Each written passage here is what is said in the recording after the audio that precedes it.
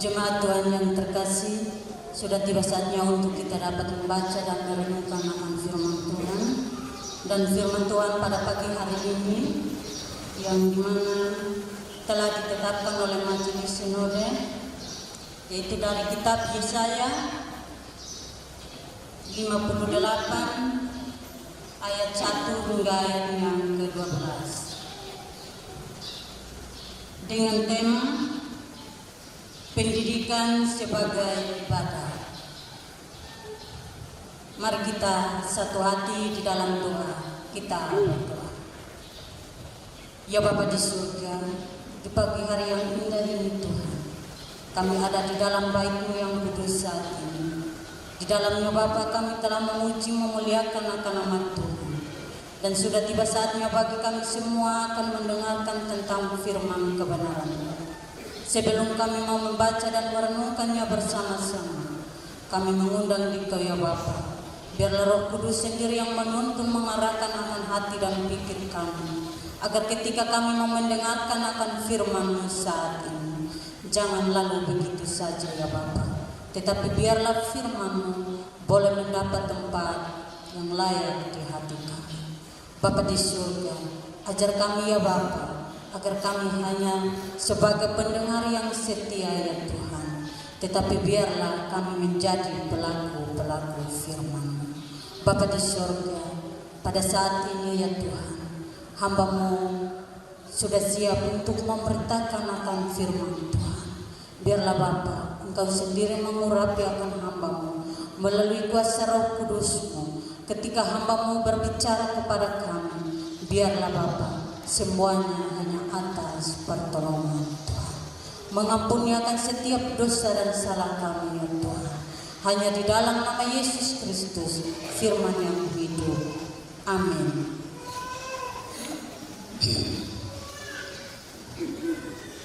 Yesaya pasal 58 ayat 1 hingga ayat yang ke-12 dengan berikut kesalehan yang palsu dan yang sejati. Serukanlah kuat-kuat, janganlah tahan-tahan. Nyaringkanlah suaramu bagaikan sangkakala. Beritahukanlah kepada umatku pelanggaran mereka, dan kepada kaum keturunan Yakub dosa mereka. Memang setiap hari mereka mencari aku, dan suka untuk mengenal segala jalanku, seperti bangsa yang melakukan yang benar dan yang tidak meninggalkan hukum Allah-Nya. Mereka menanyakan aku tentang hukum-hukum yang benar. Mereka suka mendekat, menghadap Allah, tanyanya, mengapa kami berpuasa dan Engkau tidak memperhatikannya juga? Mengapa kami merendahkan diri dan Engkau tidak mengindahkannya juga? Sesungguhnya pada hari puasamu Engkau masih tetap mengurus urusanmu, dan kamu mendesak-desak semua buruhmu. Sesungguhnya kamu berpuasa sambil berbantah dan berkelahi, serta memukul dengan tinju, dengan tidak semena-mena. Dengan caramu berpuasa seperti sekarang ini, suaramu tidak akan didengar di tempat tinggi. Sungguh-sungguh, inikah berpuasa yang kukehendaki, dan mengadakan hari merendahkan diri. Jika engkau menundukkan kepala seperti gelaga, dan membentangkan kain karung dan abu sebagai lapik tidur, sungguh-sungguh itukah yang kau sebutkan berpuasa, mengadakan hari yang berkenan pada Tuhan? Bukan. Berpuasa yang kukehendaki ialah supaya engkau membuka belenggu-belenggu kelaliman dan melepaskan tali-taliku, supaya engkau memerdekakan orang yang teraniaya dan mematahkan setiapku, supaya engkau memecah-mecah rotimu bagi orang yang lapar, dan membawa ke rumahmu orang miskin yang tak punya rumah. Dan apabila engkau melihat orang telanjang, supaya engkau memberi dia pakaian, dan tidak menyembunyikan diri terhadap saudaramu sendiri. Pada waktu itulah terangmu akan mereka seperti fajar, dan lukamu akan pulih dengan segera. Kebenaran menjadi barisan depanmu, dan kemuliaan Tuhan barisan belakangmu. Pada waktu itulah engkau akan memanggil, dan Tuhan akan menjawab. Engkau akan berteriak minta tolong, dan Ia akan berkata, "Ini Aku."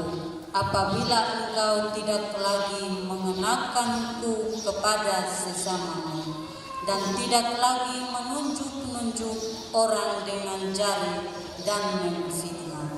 Apabila engkau mengerahkan kepada orang lapar apa yang kau inginkan sendiri, dan memuaskan hati orang yang tertindas, maka terangmu akan terbit dalam gelap, dan kegelapanmu akan seperti rembang tengah hari. Tuhan akan menuntun engkau senantiasa, dan akan memuaskan hatimu di tanah yang kering, dan akan membaharui kekuatanmu.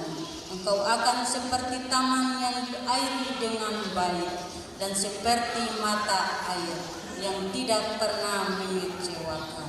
Engkau akan membangun reruntuhan yang sudah berabad-abad, dan akan memperbaiki dasar yang diletakkan oleh banyak keturunan.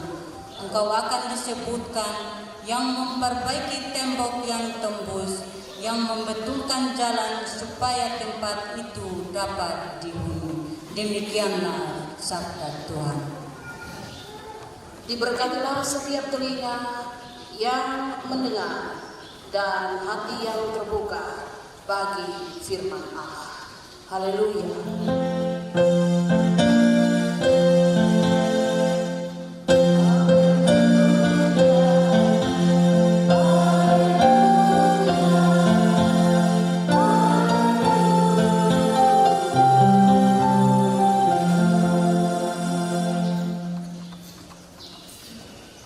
Salam Bapak Mama, Bapak Saudara semua yang terkasih dalam Tuhan Yesus.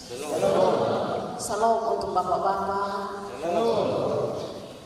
Masih terlalu sedikit padahal Bapak-bapak banyak. Salam Bapak-bapak. Salam untuk Mama-mama. Lembut sekali, kuat lagi dulu. Salam untuk Mama-mama. Salam. Pemuda-pemudi salam. Anak-anak salam.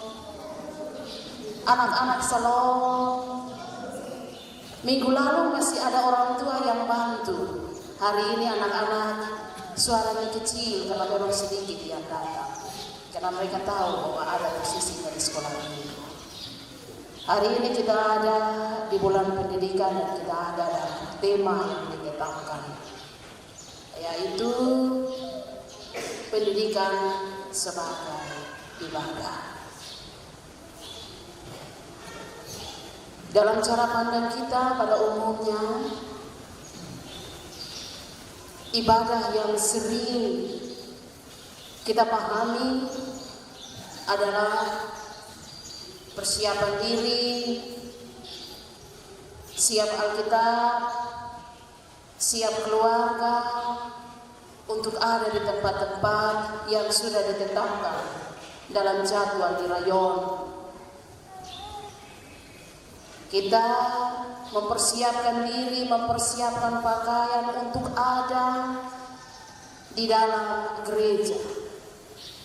Dan karena itu, semua orang yang mengaku percaya kepada Tuhan akan bilang bahwa ibadah itu adalah perjumpaan kita dengan Tuhan, baik di dalam puji-pujian maupun di dalam pemberitaan firman. Itu benar. Tapi apakah ibadah hanya sebatas di situ? Bahwa kita mempersiapkan diri untuk terlibat dalam persekutuan orang-orang percaya, supaya kita bersekutu dan memuliakan nama Tuhan, supaya kita bisa menyanyikan pujian-pujian yang kita lantunkan bersama. Kalau hanya sebatas di situ, maka tidak jarang ada di antara kita yang terlibat dalam ibadah, Tapi ketika pulang tanyain hari bacaan Alkitab di mana, tak tahu, beta lupa. Tadi khotbah mama penatua bilang apa? Sudah tahu, lupa tadi. Ini anak dan seterusnya. Karena itu mari kita belajar bersama-sama dari firman. Sebenarnya ibadah yang dimaksudkan oleh Yesaya seperti apa yang dinyatakan di dalam kehendak Allah. Bangsa Israel, mereka melakukan puasa sebagai salah satu bentuk ibadah, bahwa menahan diri dari makan dan minum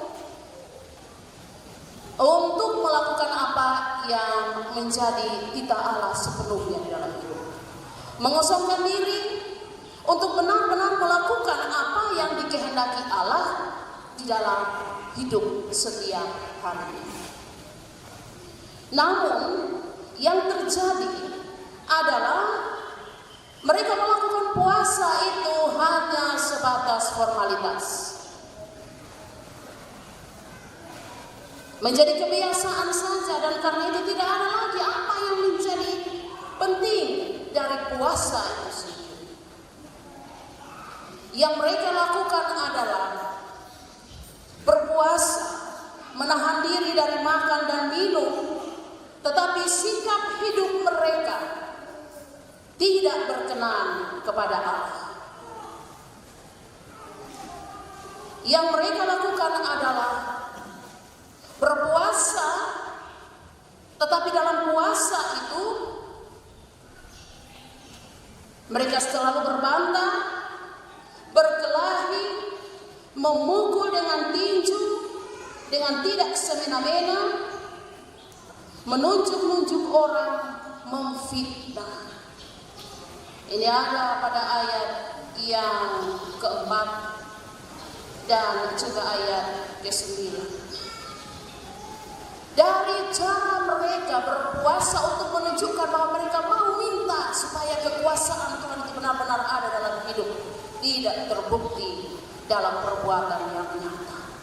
Karena itu Yesaya diutus untuk menyampaikan apa yang menjadi hal penting untuk mereka ubah. Karena itu pada ayat yang pertama dikatakan, serukanlah kuat-kuat, jangan tahan-tahan. Sampaikan dengan kuat, sampaikan dengan keras, sampaikan dengan tegas kepada mereka. Nyaringkan suara bagaikan sangkakala. Artinya sampaikan bukan hanya kepada mereka, tetapi supaya semua mendengar dengan baik bahwa ada pelanggaran dan dosa yang dilakukan. Pelanggaran dan dosa yang dilakukan yang seperti tadi itu, bahwa mereka menahan diri untuk tidak makan dan tidak minum, tetapi perbuatan mereka tidak menunjukkan bahwa mereka mau melakukan kehendak Tuhan dengan baik dan benar. Karena itu, berdasarkan firman ini, saya mengingatkan mereka bahwa puasa yang benar adalah supaya bisa membuka belenggu-belenggu kelaliman, melepaskan tali-tali kuk, supaya memerdekakan orang yang teraniaya, mematahkan setiap kuk, memecah-mecah roti bagi orang yang lapar, dan membawa ke rumahmu orang miskin yang tidak punya rumah. Apabila engkau melihat orang telanjang, supaya engkau memberi dia pakaian, dan tidak menyembunyikan diri terhadap saudara. Ini yang benar, bahwa kalau mau meminta kehendak Tuhan di dalam hidup, bukan hanya sebatas berbicara tentang puasa atau menunjukkan bahwa dia mau berseru dan panggil Tuhan, tidak. Tetapi dia menunjukkan bahwa kalau ada yang lapar, dia perhatikan untuk kasih makan, ada yang telanjang, kasih pakaian. Apa yang dilakukan ini, jikalau benar di mata Tuhan, maka ketika mereka berseru dan meminta, Tuhan Allah akan ada bersama-sama dengan mereka. Pada ayat ke-9 dijelaskan, pada waktu itulah engkau akan memanggil dan Tuhan menjawab. Engkau akan berteriak minta tolong dan Ia akan berkata, ini aku. Apabila engkau tidak lagi menegakkanku kepada sesamamu dan tidak lagi menunjuk-nunjuk orang dengan jari dan memfitnah, bahwa kalau tidak lagi melakukan seperti itu, berkat Tuhan sediakan. Berkat seperti apa yang Tuhan sediakan berdasarkan firman ini, khusus untuk mereka orang-orang yang mengaku percaya kepada Tuhan, bahwa Tuhan akan menuntun engkau senantiasa memuaskan hatimu di tanah yang kering dan membaharui kekuatanmu. Engkau akan seperti taman yang diairi dengan baik dan seperti mata air yang tidak pernah mengecewakan. Ini kekuatan, bahwa bukan hanya berseru dan panggil Tuhan setiap saat, setiap waktu, bukan hanya menguasai tentang hukum-hukum atau aturan-aturan yang ditetapkan, tetapi harus bisa melakukan. Bapak, Mama, Saudara semua yang terkasih dalam Tuhan Yesus, di bulan pendidikan ini kita sama-sama belajar tentang apa yang dikehendaki oleh Tuhan. Bahwa sebagai orang tua, kita mendidik anak-anak kita, menuntun mereka, membimbing mereka untuk mengerti bahwa hidup ini harus jadi berkat. Seperti apa mengarahkan mereka untuk ada dalam jenjang pendidikan, baik itu dimulai dari jenjang pendidikan yang paling rendah, dari PAUD, SD, sampai pada jenjang perguruan tinggi. Kita harus arahkan mereka untuk mereka mengerti ada banyak jenjang pendidikan di situ. Ya. Di bidang kesehatan ada hukum, ada sosial, politik, ada peternakan, ada pertanian. Tujuannya supaya apa? Mereka belajar dan mengetahui hal-hal yang baik supaya ibadah mereka itu menjadi sempurna. Apa itu ibadah? Menyerahkan kita pun hidup yang berkenan kepada Tuhan, Dia pakai untuk menjadi saluran berkat bagi orang lain. Jadi kalau ada hal-hal yang tidak benar, mereka dipersiapkan untuk melakukan sesuatu yang baik dan benar. Kalau ada yang tidak tahu bagaimana mempertahankan ini hidup supaya tetap sehat secara jasmani, mereka yang ada di bangku pendidikan itu mengerti dan membagikan apa yang perlu untuk diketahui bagi kita yang tidak tahu sama sekali.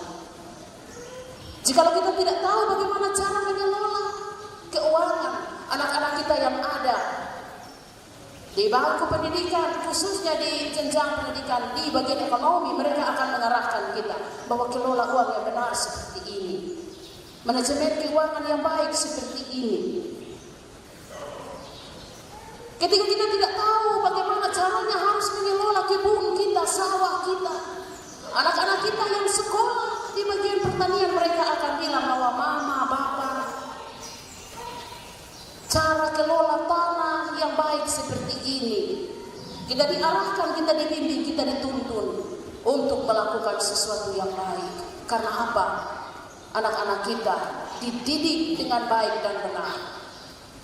Kalau kita sebagai orang tua bertanggung jawab untuk mengarahkan anak-anak seperti ini, maka sebagai anak-anak kita pun harus mengerti arti keterpanggilan kita, bahwa kita diutus Tuhan untuk ada dalam dunia ini bukan hanya untuk senang-senang, tetapi supaya belajar dengan Dia.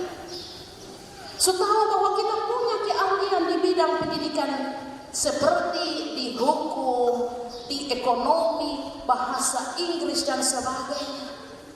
Kembangkanlah, bagikanlah itu kepada orang-orang yang membutuhkan, kepada sesama, kepada sanak saudara keluarga yang membutuhkan. Dan lalu kita juga harus bisa bertekun terhadap apa yang kita gumuli dan kita pelajari. Jangan sampai orang tua sudah keluar uang besar-besar, banyak-banyak, sekolah tidak tahu habis-habis. Ini juga menjadi pergumulan. Sebagai orang-orang yang mengaku percaya kepada Tuhan, kita juga sebagai orang tua diarahkan, dididik untuk mengerti arti keterpanggilan kita sebagai orang-orang Kristen yang sejati. Bahwa bukan hanya sebatas kita bilang kita orang Kristen, dan karena itu pernak-pernik di dalam rumah kita mulai tonjolkan poster Tuhan Yesus yang luar biasa.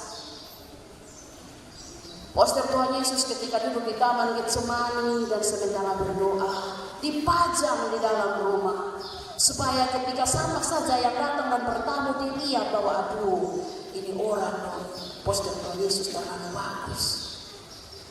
Bukan hanya seperti itu, tetapi kita juga harus menunjukkan bahwa kita sementara berdoa di dalam keluarga kita. Bukan kasih tunjuk kepada semua orang bahwa ini luar biasa, ini keluarga Kristen. Tidak. Bukan hanya sebatas ketika kita ada di dalam gereja dengan menggunakan pakaian yang bermerek, yang berkelas, tapi kita sendiri tidak menunjukkan bahwa kualitas iman kita sampai sejauh mana. Kita pegang Alkitab dan kita jalan, tapi kita tidak pernah buka Alkitab untuk baca dan renungkan apa sebenarnya yang dikehendaki Tuhan dalam firman. Sehingga dengan demikian ibadah kita menjadi sia-sia. Hanya kita datang duduk dan kita pulang, tetapi kita tidak merenungkan apa yang Tuhan kehendaki dalam hidup. Bukan hanya sebatas ketika kita pakai kalung yang terlihat di situ bahwa ada gambar salib. Wih, orang Kristen terlalu luar biasa, dia cantik sekali pakai seperti itu. Tapi kita sendiri tidak mengerti tentang arti pengorbanan Yesus dalam kita hidup. Tidak menunjukkan bagaimana kita mau mencerminkan Yesus mati, Yesus berkorban untuk kita. Terus kita korbankan waktu sedikit untuk memuliakan Tuhan sesusah minta ampun. Biasakanlah diri kita, biasakanlah anak-anak kita, biasakanlah keluarga kita, supaya apa? Tertib dalam ibadah yang benar. Bukan hanya sebatas pegang Alkitab untuk jalan dari satu rayon ke rayon yang lain, dari satu rumah ke rumah yang lain, tetapi melakukan apa yang ada di dalam firman. Itu yang paling utama. Bukan hanya sebatas ketika kita bilang bahwa saya mau ikut Yesus, meskipun saya susah dan seterusnya, saya tetap ikut Yesus. Sudah seperti itu, dalam pengakuan ketika menyanyi pujian ini, saya yakin semua pasti menangis. Tapi dalam pelaksanaan apakah kita ikut Yesus terus saat menderita?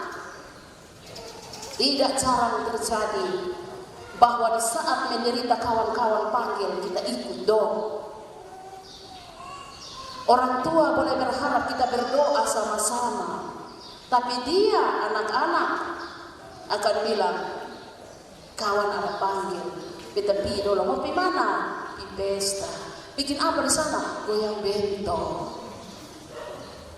Tidak semua hal yang viral itu kita harus ikut, karena belum tentu kita bisa menyerahkan kita pun hidup untuk Tuhan pakai supaya nama Tuhan dipermuliakan.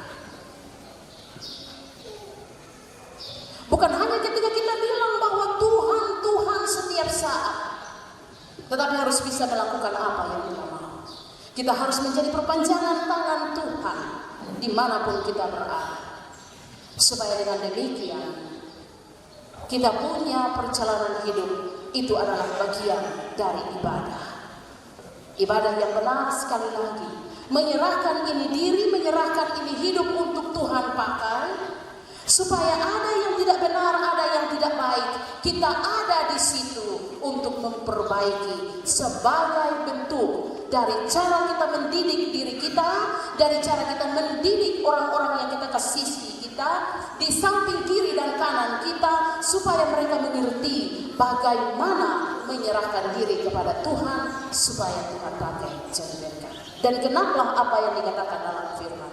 Bukan orang yang berseru Tuhan, Tuhan yang akan diselamatkan, tetapi orang yang mau melakukan kehendak Tuhan, dia yang akan memperoleh keselamatan. Tuhan memberkati kita dengan firman-Nya. Amin.